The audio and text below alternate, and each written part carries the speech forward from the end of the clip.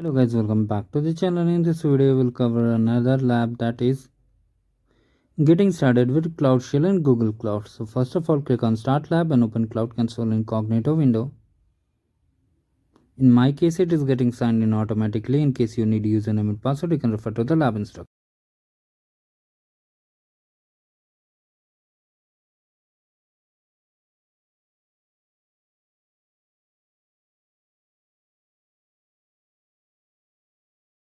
In the description box I've shared one GitHub repo, so do check it out.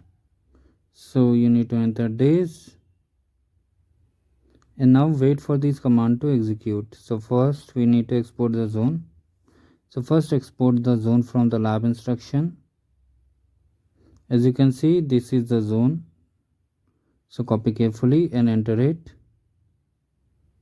And now wait for this command. Once you're done, we will be done with the lab. Do like, share and subscribe to the channel.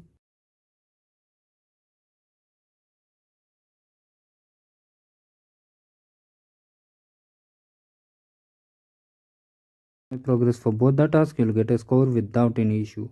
Thank you guys. Have a great day.